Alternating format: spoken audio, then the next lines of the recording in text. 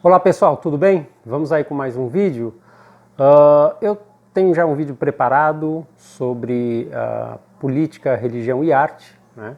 Mas eu vou trazer esse vídeo antes. Eu gostaria que vocês ouvissem com atenção este áudio que eu vou colocar agora. A popularidade do presidente do Peru chegou a 79%. A gente noticiou isso ontem. Por quê? Porque ele fechou o Congresso e esmagou o Supremo. Ambos, Congresso e Supremo do Peru, estavam tentando enterrar os inquéritos sobre a propina do Odebrecht, a empreiteira, que corrompeu toda a classe política peruana.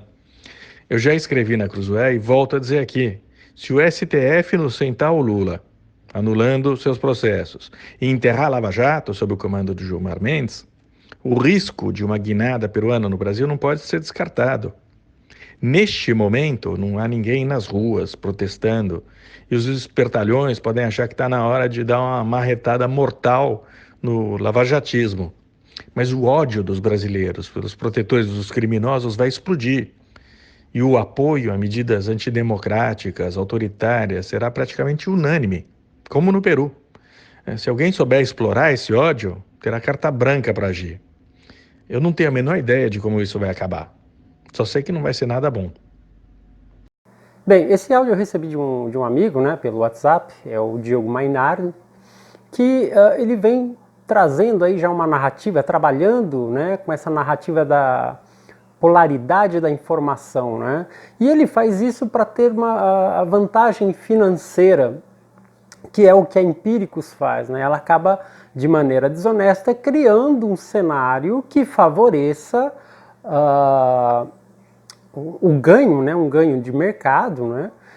E o Mainardi, que tem essa ligação aí com a Empíricos, enfim, também faz isso dessa forma, criam cenários, criam prováveis, possíveis, né, catástrofes, crises, criam essas crises inventadas, né, para tentar mexer no mercado e eles tentarem ganhar com isso, ganhar em cima desses cenários que eles mesmos inventam. E o Mainardi tem muitos seguidores, tem muita gente ainda que dá muito crédito para o que ele fala. Então ele já vem com um tempo vendendo essa narrativa, alimentando esse ódio que a população, né, por conta do STF, por conta de Gilmar Mendes e tantos outros ali do STF. Então o Mainardi vem jogando, vem alimentando esse ódio na população, atiçando, né, a população, provavelmente para fazer com que a população venha aí a pedir a intervenção do exército, né? E tem essa colocação do pedido do artigo 142.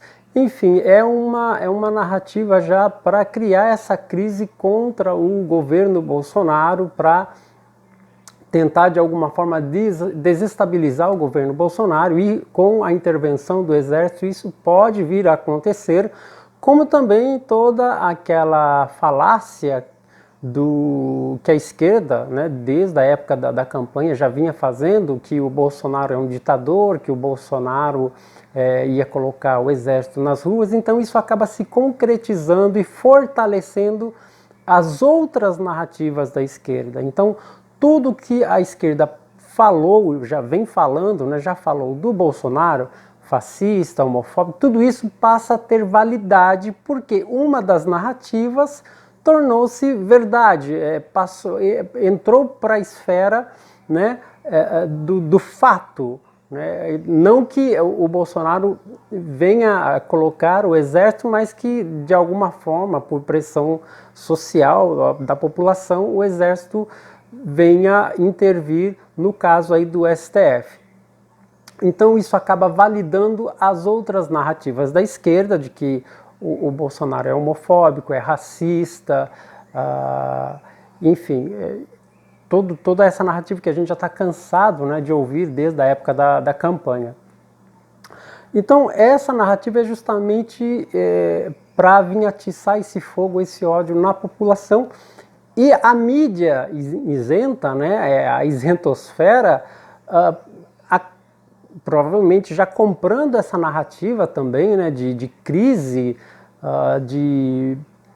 do ódio, né, das pessoas, da revolta das pessoas contra o STF, alimentando isso, né, ao mesmo tempo tentando colocar aquela pecha de que o Bolsonaro é muito mole, é muito fraco e não vai saber lidar com essa crise, porque o Bolsonaro não vai bater de frente com o STF, não vai bater de frente com nenhum ministro, então se coloca a narrativa de que o Bolsonaro é um fraco, está sendo um governante fraco e que precisaria de alguém com mais força para barrar todo o desmando do STF, né, os mandos e desmandos do STF, e quem poderá fazer isso é o Exército. Então veja, essa é o que a isentosfera, que a mídia isenta, né, dita os isentões, estão fazendo e vão começar a dar mais força nesse tipo de narrativa. Bolsonaro é fraco, Bolsonaro não tem culhões para enfrentar o STF, então por isso vamos apelar para o Exército. Inclusive o Mainardi faz essa comparação com o Peru, que lá no Peru o presidente mandou fechar o Congresso, lá enfim, só que é diferente, né? O Peru é outra história. Lá a Constituição permite-se que o presidente possa fechar o Congresso de lá, né? O Congresso deles. E aqui já é diferente, não é bem assim. Nossa Constituição ela está muito travada, ela foi remodelada nesse tempo todo para dificultar a ação do presidente, né? Então começou a se colocar um monte de emendas, um monte de armadilhas dentro da Constituição, a ponto dela ir contra o próprio governo, nesse sentido. Então, esse aí é um ponto, né, que vem para a gente se observar. Agora, Diogo Mainardi, Cruzoé, Jovem Pan, é tudo a mesma laia, tá? Jogam no mesmo time, né? E olha que curiosa coincidência do Augusto Nunes indo para a Record, né? Eu não sei dizer, mas provavelmente ele vai ter que sair da Jovem Pan, está saindo da Jovem Pan, porque não vai dar para conciliar as duas coisas. Então, ele está indo para a Record, isso já é oficial, e provavelmente ele já percebendo aí o barco furado que é a Jovem Pan. E já ouvi dizer aí o pessoal comentando de que está um clima tenso entre o Augusto Nunes e a Vera Magalhães. E a Vera Magalhães é cobra criada da Jovem Pan, né? Ela está ligada ao PSDB, ao todo o pessoal do Centrão, né? Então ela não sai de lá. E o Augusto Nunes, não vai se dobrar, né, aos caprichos das diretrizes da Jovem Pan. Então ele saindo aí da Jovem Pan, indo para a Record, que acaba enfraquecendo ainda mais o pingo nos is, né? E veja que interessante, o Augusto Nunes saindo justo no momento em que o Felipe Moura começa com essa narrativa bem isentona, né, de atacar o governo, de vender essas mesmas narrativas do antagonista e Cruzoé, tanto que o artigo que ele fez para a Cruzoé, com aqueles vazamentos de áudios, falando daquela milícia virtual bolsonarista, isso aí já desconfiava, né? Certamente ela é uma diretriz da Jovem Pan, ele foi obrigado a fazer isso, né? E só que ele entrou numa tremenda enrascada, né? Por quê? Primeiro, ele comprou uma briga com gente muito grande, tanto em termos financeiros como pessoas que têm influência, né? Dentre youtubers tem o Bernardo Kister, que já prometeu aí um processo contra ele, tem a Paula Marisa, tem o Alan da Terça Livre, tem o Leandro Ruschel, né, que é um cara com grana, com muito poder aquisitivo, e ele já veio aí falando contra o Felipe, né, chamando a atenção do Felipe aí no Twitter, e até o próprio Olavo de Carvalho já deu uma na lata do Felipe. Então o Felipe se queimou totalmente por dinheiro, né? Veja que essa premiação, né, que ele ganhou dentro da Jovem Pan como diretor jornalístico e tal, isso já foi pensado lá atrás, né, pelos donos da Jovem Pan, pelos caciques, né, porque o Felipe ele sempre teve uma postura olavista, né, o Felipe ele sempre foi olavista e favorável ao governo Bolsonaro. Então, percebendo isso, esses caciques da Jovem Pan, os donos da Jovem Pan, falaram assim, não, vamos ter que comprar o Felipe de alguma forma, vamos colocar ele como diretor aí do jornalismo e pronto, né, aumenta o salário e tudo mais.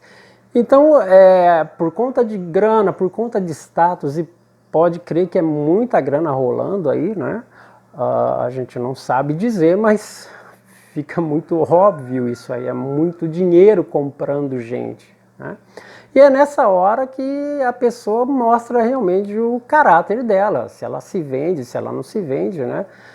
Mas enfim, uma escolha que ele fez, e o artigo não teria nada a ver com a postura dele, porque assim, vamos lá, o Felipe ele é um rapaz inteligente, ele tem um talento e tal, e no entanto ele acaba criando um artigo, um dossiê de merda, assim, cheio de falhas, cheio de erro, uma coisa primária, né? Ainda mais para um jornalista da altura, da posição dele, né? Ele já vem aí durante um tempo ganhando muito público para a Jovem Pan. Então ele se tornou um ícone, né? Até tempo atrás, um ícone da direita. Então, não tem nada a ver, parece que são dois Filipes, né? E, bom, seja como for, ele fez essa escolha e só que é um preço muito caro que ele já começou a pagar e vai, né, pagar. Ainda que esses processos não deem nada, vai dar muita dor de cabeça e ele acaba caindo num descrédito total da população, de quem segue ele, porque o pessoal já não é mais idiota, né? E tem... a internet hoje não perdoa, né? Todo mundo sabe.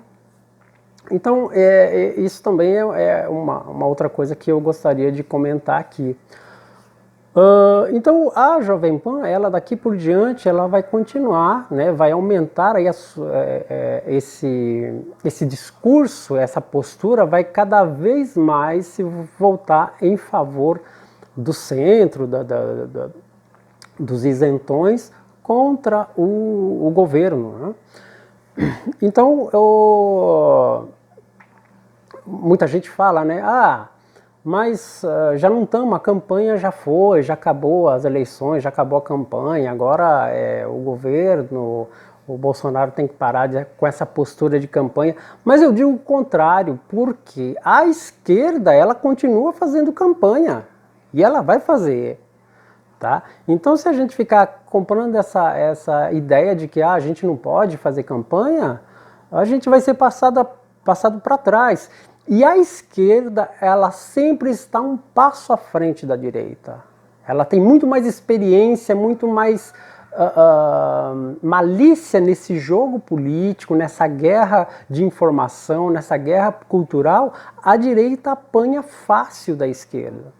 Porque nós ainda somos muito imaturos, né? Então eu digo que a campanha ainda não acabou. Na verdade é uma outra campanha, já é uma campanha para as eleições de 22, né? Com o Bolsonaro se colocando aí para uma provável reeleição, ou que venha outra pessoa apontada por ele, mas a campanha ela continua, né?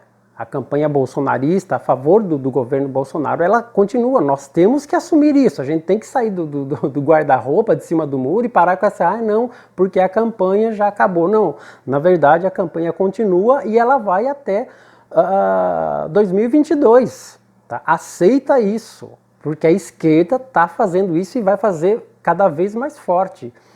Agora, uma coisa que a maioria das pessoas não está percebendo, tá? Isso é importante agora. Uma das coisas que a maioria das pessoas, a maioria da direita não está percebendo, mas a esquerda já percebeu, é que o Bolsonaro tem um trunfo lá na frente, em 2022. Ele tem um trunfo, e eu já vou falar disso. Antes,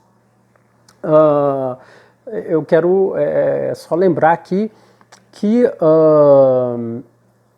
nós, como direita, né, essa consciência de direita que surgiu aí nesses últimos anos, né, se fortaleceu com o impeachment da Dilma, e, enfim, toda essa consciência que veio se despertando, nós somos muito imaturos, nós ainda estamos em discussões internas, tem toda essa briga, essa treta com youtubers, né? E o problema é que a gente coloca essa briga, a gente lava, né, a roupa suja nas redes sociais. A esquerda também briga, a esquerda também tem quebra-pau entre eles ali. Só que eles fazem isso nos bastidores, eles são espertos, nós não, nós colocamos a nossa treta aí para todo mundo ver e para a esquerda bater palma. Então nós somos uma direita muito imatura, e nós somos uma geração, eu falo da geração mais velha do que eu, a minha geração, a geração mais nova, pessoal aí de 20, 30 anos, nós somos ainda muito contaminados pela grande mídia, pelo establishment, né? Nós sofremos uma lavagem cerebral pelas mídias tradicionais, Globo, Folha, desde muito tempo. Né? E eu cresci uma boa parte da minha vida assim, assistindo Globo, observando, né? Participando aí das notícias da grande mídia, né? Então nós sofremos uma lavagem cerebral e hoje, por mais que estejamos despertos, nós ainda acabamos caindo nessas fake news do que a grande mídia coloca, né? Mesmo sabendo que foi a Globo, a fonte é a Globo, é a Folha, mesmo havendo já esse grande descrédito que há hoje em dia por essas mídias, mesmo assim parece que o nosso inconsciente, quando vê uma notícia, já fica preocupado, a pulga atrás da orelha, pô, mas será que é verdade mesmo? E muitas vezes a gente acaba compartilhando fake news, então a gente precisa prestar mais atenção nisso. Por quê? Nós ainda sofremos, né, as consequências dessa lavagem cerebral que nós sofremos aí dessas mídias ao longo do tempo, ao longo aí da nossa vida. Só que, como eu ia dizer, uma coisa que a direita não está percebendo, mas que a esquerda já percebeu, é que o trunfo do Bolsonaro para 2022 já não são nem tanto as tias do WhatsApp, mas essa nova garotada que está vindo aí, 13, 14, 15 anos, que lá em 2022 já vai poder votar, entendeu?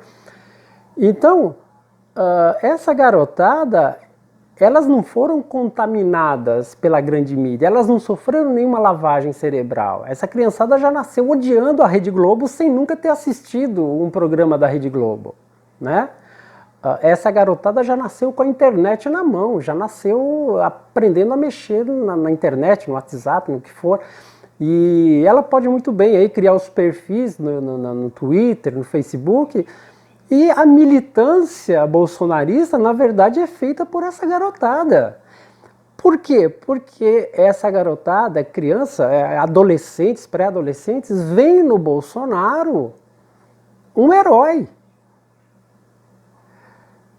Veja que já de 10 anos para cá, o mercado do cinema, né, o perfil do cinema, cresceu muito com a mitologia dos heróis. Filme do Batman, do Super-Homem, do Incrível Hulk, do Homem de Ferro, Capitão América. Então, toda essa mitologia pop, né, essa mitologia dos heróis, que tem um peso muito grande, porque são arquétipos, né? E isso mexe com o nosso inconsciente coletivo. Toda essa narrativa, esse perfil do cinema, a criançada cresceu com isso. Então elas veem nos super-heróis, né, aquela figura. da pessoa que vai lutar contra o establishment, contra o sistema, e muitos desses heróis, eles são perseguidos pelos jornais, pelas mídias, por todo o sistema, né, como o próprio Batman, né, o Incrível Hulk e outros heróis aí que são perseguidos pelo sistema.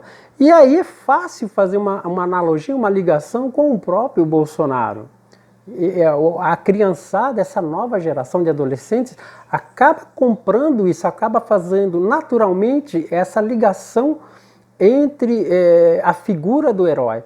E o Bolsonaro, ele tem dentro do arquétipo do herói, eu já fiz até um vídeo sobre isso, dentro do arquétipo do herói, da jornada do herói, de Joseph Campbell. Quem leu esse livro vai entender o que eu estou falando. Dentro da jornada do herói, o Bolsonaro ele se encaixa perfeitamente, porque ele era um desconhecido, até então pouquíssimas pessoas conheciam, ele falava lá no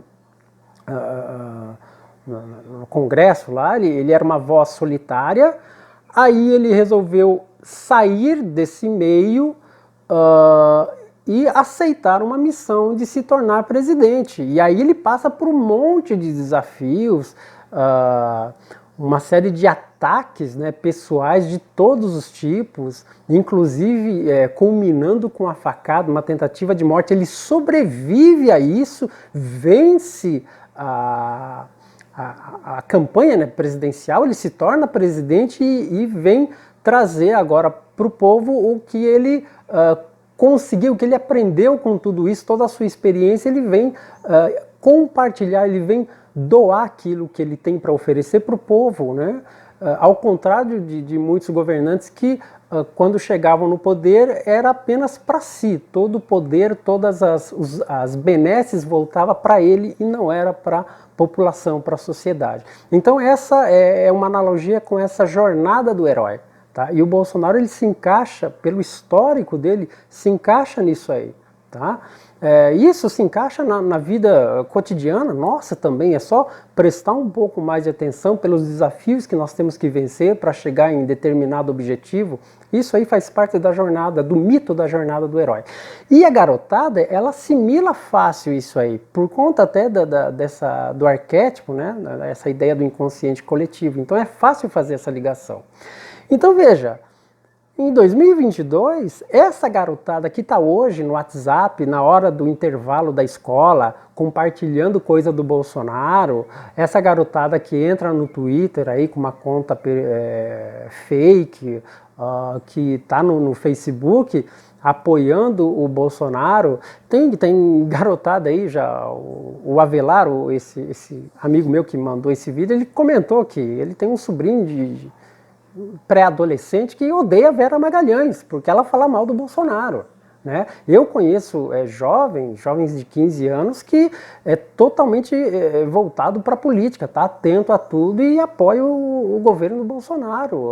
Tem o Moro também como herói. O Moro é outra figura que se encaixa como herói, que se encaixa no perfil do herói, tanto que ele é chamado de herói nacional. E essa garotada, essa geração nova que está vindo agora, ela vem sem nenhum tipo de lavagem cerebral, sem nenhum tipo de contaminação, então elas acabam comprando, elas acabam vendo todo esse cenário político hoje e falam, opa, peraí, se meus pais cometeram erro lá atrás em ter votado em Lula, em ter votado em Dilma, não vou cometer esse erro agora. E com a internet aí, eles têm uma arma na mão. Então toda essa nova geração vai ser o grande trunfo do Bolsonaro lá na frente. Né? E é fácil observar isso desde a época da campanha, Bolsonaro indo em aniversário de criança, de pessoas anônimas, né? A criança, o sonho dela era fazer um aniversário com um motivo do Brasil, né? Com bandeiras, com o Bolsonaro, ou crianças que foram visitadas no hospital por Bolsonaro, ou quando o Bolsonaro vai em escola, já vi vários vídeos, né? É uma festa, a criançada ama o presidente Bolsonaro, ele consegue cativar as crianças, os jovens, né? É uma coisa natural dele. Então o trunfo do Bolsonaro é justamente essa nova geração, que em 2022 já vai poder votar, então vai ser um acréscimo de eleitores para o Bolsonaro, né? E além de toda essa militância que já fazem nas redes sociais, tá? Então esse é um outro ponto, né, bem interessante, e o maior medo da esquerda é justamente isso, é essa nova geração, tá? Porque muita gente que votou no Bolsonaro ou votou porque era contra o PT, ou votou porque não tinha uma outra opção, uma opção melhor, mas de qualquer forma também não é um número grande, é um número que exageradamente falado aí pelos isentões, mas na realidade não é um número pequeno. Muita gente comprou a proposta de governo do Bolsonaro e passou a apoiá-lo, né, depois da colocação dos ministros, com o Sérgio Moro do lado dele, ganhou muita força. Então veja, é uma outra história. E a esquerda, ela está desesperada por conta disso também, né? Então veja, só para finalizar, né, a campanha ela não acabou, tanto que essa garotada está aí de militância nas redes sociais, né? Precisamos ter cuidado com essas narrativas que tentam jogar para nós essas crises fictícias, né? Vamos prestar atenção nisso aí. Pessoal, compartilhem esse vídeo, se você gostou, deixe o seu like, faça o seu comentário e a gente volta aí falando um pouco mais sobre o cenário atual do Brasil, o cenário político, e além dos outros vídeos também, né? Então deixe o seu like, compartilhe, comente, para que o meu canal comece a ter relevância, né? É um canal novo, não é nem pequeno, é nano, mas com a ajuda de vocês a gente pode crescer aí e poder ajudar aí em apoio ao governo, em apoio à nação brasileira, né? Então é isso, pessoal. Muito obrigado e façam o seu caminho.